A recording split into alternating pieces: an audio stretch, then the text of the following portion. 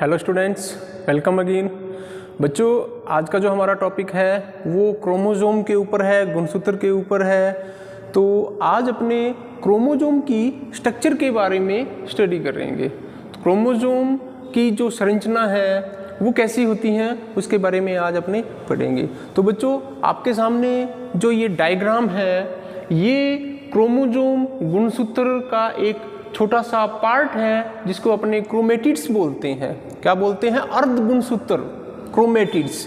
तो क्रोमेटिड यानी गुणसूत्र की जो आप स्ट्रक्चर देखें, संरचना देखें तो कुछ इस प्रकार का दिखाई देता है। बच्चों, इसके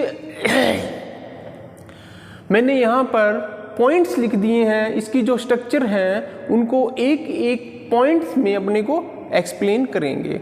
ठीक है, तो सबसे पहले क्रोमोसोम की संरचना में सबसे पहले टीलोमेर्स की बात करते हैं। टीलोमेर्स, ठीक है। डायग्राम में सबसे ऊपर की तरफ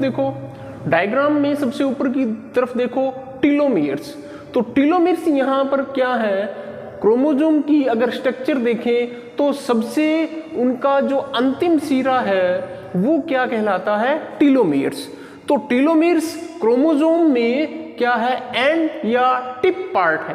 क्रोमोसोम का अंतिम, आखिरी या टिप या अंतिम सिरा है। ठीक है, इसको अपने क्या बोलते हैं? टीलोमेर्स। अब बच्चों, इनका काम क्या है कि आपको मालूम है कि गुणसूत्रों की संख्या बहुत अधिक होती है। तो इतने सारे गुणसूत्र एक ही सेल के अंदर मिलते हैं। तो ये जो गुणसूत्र हैं टीलोमेर की हेल्प से ये गुणसूत्र आपस में इनके जो सिरे हैं वो चिपकते नहीं। अगर क्रोमोसोम बीच में से टूट जाए तो वो जुड़ सकता है, लेकिन जो टीलोमेर, जो इनका एंड पॉइंट ऑफ क्रोमोसोम है, गुणसूत्रों का जो अंतिम सिरा है, जो टीलोमेर्स कहलाता है। बच्चों, टीलोमेर्स यहाँ पर गुणसूत्रों को जो इनके सिरे हैं, सिरों से जुड़ने से रोकता है। तो ये इसका मेन फंक्शन है।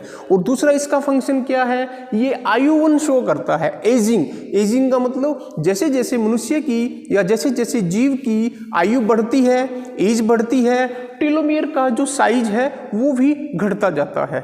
ठीक है, जैसे जैसे ह्यूमन बींग्स की आयु बढ़ती है, या मैं ऑर्गेनिज्म की बात करूं, ऑर्गेनिज्म की जैसे जैसे आयु बढ़ती है तो टीलोमेर्स का जो साइज है वो धीरे धीरे घटता जाता है।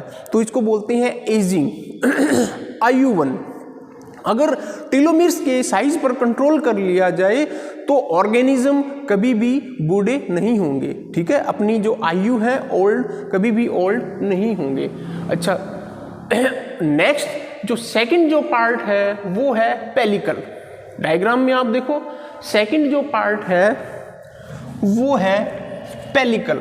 बच्चों, यहाँ पर जो पेलिकल है ये क्रोमोसोम का बाह्य आवरण है, एक झिल्ली के रूप में काम करता है। वास्तव में ये एक झिल्ली ही होती है। और इसके कैरेक्टरिस्टिक देखें तो क्रोमोसोम के चारों ओर पाई जाने वाली जो झिल्ली होती है वो नॉन जेनेटिक और एक्रोमेटिक होती है। बच्चों, नॉन जेनेटिक और एक्रोमेटिक का मतलब क्या है?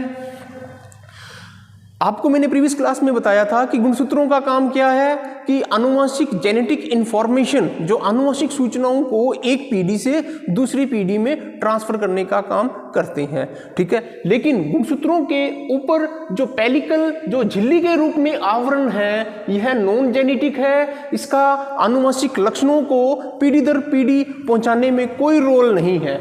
और एक्रोमेटिक का मतलब क्या है कि यह, इसके ऊपर किसी भी प्रकार का कलर जो है वो नहीं चढ़ता, ये स्टेन नहीं होते, ये डाई नहीं होते, यानी इनके ऊपर किसी भी प्रकार का जो रंजक है वो काम नहीं करता, इनको रंगा नहीं जा सकता।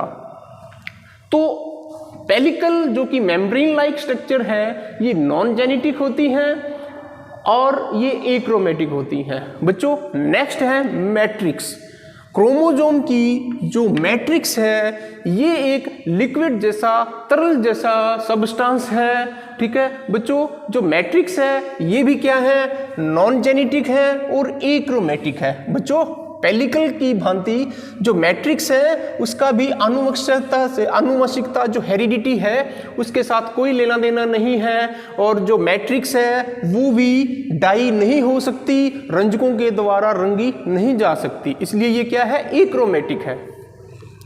नेक्स्ट, जो मैट्रिक्स जो जेल लाइक सब्सटेंस है इसके अंदर क्या क्या हो सकता है, तो क्रोमोसोम की मैट्रिक्स के अंदर वाटर भी हो सकता है, प्रोटीन भी होता है, मिनरल्स जो खनिज पदार्थ भी होते हैं, और कुछ इसमें एंजाइम्स भी होते हैं। बच्चों, ये जो पेलिकल और मैट्रिक्स, पेलिकल और जो मैट्रिक्स है, ये दोनों जब सेल डिवीजन पढ़ते हैं तो उसके अंदर एक मेटाफेज प्रावस्था आती है, मध्यावस्था, जिसको बोलते हैं मेटाफेज।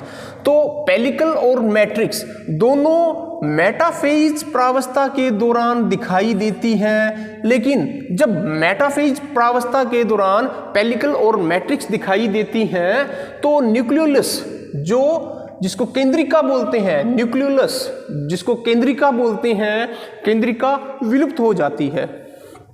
मैं एक बार दोबारा रिपीट कर देता हूं कि जब पेलिकल और मैट्रिक्स जो कि मेटाफेज प्रावस्था के दौरान ये दिखाई देती हैं, जब ये दोनों दिखाई देंगी तो बच्चों जो न्यूक्लियस है, न्यूक्लियस के अंदर जो न्यूक्लियोलस है, केंद्रिका है, वो लुप्त हो जाती है।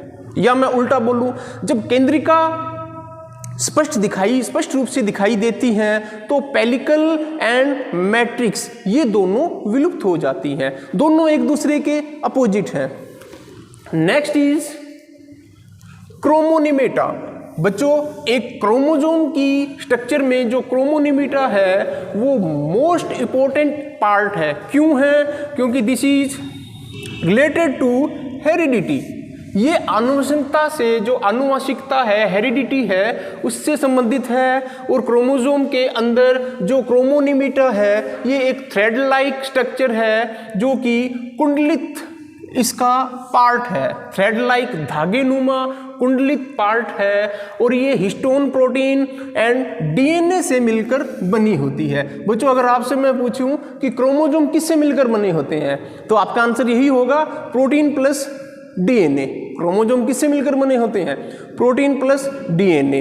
तो ये जो थ्रेड लाइक कोइल्ड जो पार्ट है, ये देखो, थ्रेड लाइक कोइल्ड जो पार्ट है that is also called as chromonemata. और ये क्या है? थ्रेड लाइक धागे जैसा और कुंडलित लिपटा हुआ पाया जाता है, कुंडली जैसा या लिपटा हुआ ये पाया जाता है। और ये हिस्टोन प्रोटीन एंड डीएनए से मिलकर बना होता है, तो ये कॉइल्ड होता है। तो बच्चों, जो क्रोमोनिमेटा है इनमें जो कॉइलिंग है, क्योंकि ये कॉइल्ड पार्ट है, कुंडलित भाग है, तो यह कॉइलिंग दो प्रकार से हो सकती है। ठीक है, क्रोमोनिमेटा में जो कॉइलिंग होती है वह दो प्रकार से हो सकती है। First is paranemic coiling, second is plectonemic coiling.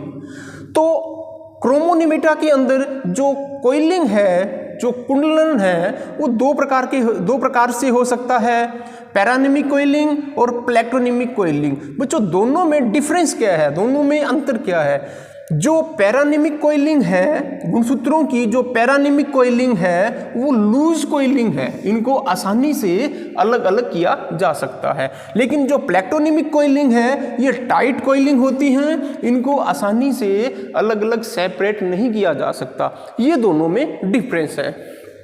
Next is chromomeres. बच्चों, जो क्रोमोनिमेटा है, जो थ्रेड लाइक स्ट्रक्चर है, इसके ऊपर येलो कलर की आपको कुछ डॉटेड लाइक स्ट्रक्चर दिखाई दे रही है, बिंदुओं जैसी संरचना दिखाई दे रही है। और ये डॉट लाइक या बिंदुनुमा जो स्ट्रक्चर है यही क्या कहलाती है? क्रोमोमीर्स कहलाती है। जैसे गले की माला के अंदर जो मोती दिखाई देते हैं, बीड्स लाइक जो स्ट्रक्चर है, गले की जो माला है, माला के ऊपर, धागे के ऊपर जो मोती लाइक स्ट्रक्चर है, जो धागा है, उसकी तुलना आप कर सकते हो क्रोमोनिमेटा से। और जो धागे के अंदर जो मोती पिरो रखे हैं, जो मोती हैं, वो क्या है? क्रोमोमीर्स। उनकी तुलना किसके साथ कर सकते हो? क्रोमोमीर्स के साथ तुलना उनकी कर सकते हो। तो बच्चों, ये जो क्रोमोमीर्स हैं, बीड्स लाइक मणियों जैसी स्ट्रक्चर हैं, कणिकामय जैसी स्ट्रक्चर है, और ये दिखाई कब देती हैं? क्रोमोसोम के अंदर जो क्रोमोमीर्स हैं ये कब दिखाई देते हैं? जब मियोसिस फर्स्ट की लैप्टोटेन स्टेज जो है, मियोसिस अर्धसूत्री विभाजन फर्स्ट की जो लैप्टोटीन प्रावस्था है, उस प्रावस्था के दौरान क्रोमोमीर्स यानी मोतीनुमा जो स्ट्रक्चर हैं ये दिखाई देती हैं। क्यों? क्योंकि मियोसिस फर्स्ट की जो लैप्टोटीन स्टेज है उस टाइम जो गुणसूत्र हैं, जो क्रोमोसोम है, वे स्पष्ट रूप से दिखाई देते हैं। बच्चों नेक्स्ट अपने बात करते हैं सेंट्रोमियर की। ये देखो नेक्स्ट जो है सेंट्रोमियर। सेंट्रोमियर के अदर कॉमन नेम है प्राइमरी कॉन्स्ट्रिक्शन, प्राथमिक संकीर्णन। सेंट्रोमियर गुणसूत्र बिंदु यानी क्रोमोसोम का गुणसूत्र बिंदु, गुणसूत्रों का बिंदु। ठीक है, यहां पर आप देखो कि जो सेंट्रोमियर है इसको प्राइमरी कॉन्स्ट्रिक्शन भी बोलते हैं, प्राथमिक संकीर्णन भी बोलते हैं, काइनेटोकोर भी बोलते हैं। प्राथमिक संकीर्णन क्यों बोलते हैं, प्राइमरी कॉन्स्ट्रिक्शन क्यों बोलते हैं? बच्चों एक जगह पर जो गुणसूत्र की पूरी लंबाई देखें तो एक जगह पर गुणसूत्र थोड़ा सा कॉन्स्ट्रिक्ट हो गया है, संकुचित हो गया है, संकीर्ण हो गया है, इसको बोलते हैं प्राइमरी कॉन्स्ट्रिक्शन, प्राथमिक संकीर्ण। और इसको क्या बोलते हैं? सेंट्रोमियर। इसको क्या बोलते हैं? काइनेटोकोर। ये इसके कॉमन नेम है। बच्चों जो काइनेटोकोर या सेंट्रोमियर है, वास्तव में इसमें प्रोटीन से बनी हुई दो डिस्क होती हैं। वास्तव में सेंट्रोमियर को अगर गौर से देखें स्ट्रक्चर, तो सेंट्रोमियर के अंदर प्रोटीन से बनी दो डिस्क होती हैं। और उन डिस्क का काम क्या है? आपको मालूम है कि स्पिंडल फाइबर्स बनते हैं, तर्कुतंतु बनते हैं। जब सेल डिवीजन होता है तो तर्कुतंतु बनते हैं। वे तर्कुतंतु स्पिंडल फाइबर्स इस प्रोटीन डिस्क यानी सेंट्रोमियर के साथ अटैच हो जाते हैं, जुड़ जाते हैं और क्रोमोसोम को क्या है? ध्रुवों की ओर खींचते हैं। तो सेंट्रोमियर का यहां पर काम क्या है? स्पिंडल फाइबर्स यानी तर्कुतंतुओं के साथ अटैच होना, जुड़ना, जिसकी वजह से जो क्रोमोसोम हैं वे दोनों ध्रुवों की तरफ खींचते हैं। ठीक है, नेक्स्ट प्राइमरी कॉन्स्ट्रिक्शन के बाद अपने पढ़ेंगे सेकेंडरी कॉन्स्ट्रिक्शन। बच्चों जो प्राइमरी कॉन्स्ट्रिक्शन या सेंट्रोमियर हर एक गुणसूत्र के अंदर मिलता है, लेकिन जब सेकेंडरी कॉन्स्ट्रिक्शन की बात करें तो ये हर एक गुणसूत्र के अंदर नहीं पाया जाता, केवल कुछ ही गुणसूत्रों के अंदर मिलता है। सेकेंडरी कॉन्स्ट्रिक्शन, द्वितीयक संकीर्णन केवल कुछ ही गुणसूत्रों के अंदर मिलता है। और जिन गुणसूत्रों के अंदर मिलता है वे गुणसूत्र कौन से हैं? 13, 14, 15, 21, 22। अगर ह्यूमन बीइंग की बात करें, अगर ह्यूमन बीइंग की बात करें तो गुणसूत्र 13, गुणसूत्र 14, गुणसूत्र 15 और 21वें और 22वें गुणसूत्र के ऊपर क्या पाया जाता है? सेकेंडरी कॉन्स्ट्रिक्शन पाया जाता है। सेकेंडरी कॉन्स्ट्रिक्शन द्वितीयक संकीर्णन के चारों ओर एक क्षेत्र पाया जाता है, चारों ओर एक रीजन पाया जाता है, that is also called is NOR, NOR। NOR का मतलब क्या है? न्यूक्लियर ऑर्गेनाइजर रीजन, केंद्रिक संगठक क्षेत्र। बच्चों जो सेकेंडरी कॉन्स्ट्रिक्शन है उसके चारों ओर का जो एक क्षेत्र पाया जाता है जो नोर कहलाता है। N stand for nuclear, O stand for organiser, R stand for region, इसको नोर बोलते हैं। और नोर क्षेत्र के पास क्या मिलता है? न्यूक्लियस। क्योंकि ये जो न्यूक्लियर ऑर्गेनाइजर रीजन जो नोर क्षेत्र है, सेकेंडरी कॉन्स्ट्रिक्शन है, यही किसको बनाता है? न्यूक्लियस को बनाता है। क्यों? क्योंकि इसमें tRNA होता है, इसलिए यह न्यूक्लियस यानी केंद्रक के अंदर जो केंद्रिका होती है, उस केंद्रिका को बनाने वाली जो चीज है वो नोर है, NOR। और नोर जो पाई जाती है, NOR नोर जो पाई जाती है, वे गुणसूत्र कौन से हैं? 13वां, 14वां, 15वां, 21वां और 22वां गुणसूत्र। अगर ह्यूमन बीइंग की बात करें तो 13वां, 14वां, 15वां, 21वां, 22वां जो गुणसूत्र है वो नोर गुणसूत्र कहलाता है और उसके पास न्यूक्लियस मिलती है। बच्चों गुणसूत्र का जो आखिरी जो पार्ट है घुंडीनुमा का क्षेत्र है, जो सेकेंडरी कॉन्स्ट्रिक्शन के बाहर की ओर घुंडीनुमा जो स्ट्रक्चर दिखाई दे रही है, ये क्या कहलाती है? इसको सैटेलाइट बोलते हैं या इसको ट्राबेंट भी बोलते हैं। सैटेलाइट या ट्राबेंट भी बोलते हैं। सैटेलाइट युक्त गुणसूत्र क्या कहलाते हैं? सेट गुणसूत्र कहलाते हैं। सैटेलाइट युक्त chromosomes also called is SAT chromosome. जिन गुणसूत्रों के अंदर सैटेलाइट होता है उनको सेट क्रोमोसोम बोलते हैं। और सेट की यहाँ फुल सेट का मतलब क्या है, अर्थ क्या है? साइन एसिड थाइमो न्यूक्लियो निको। साइन एसिड थाइमो न्यूक्लियो निको, ये सेट का मतलब है।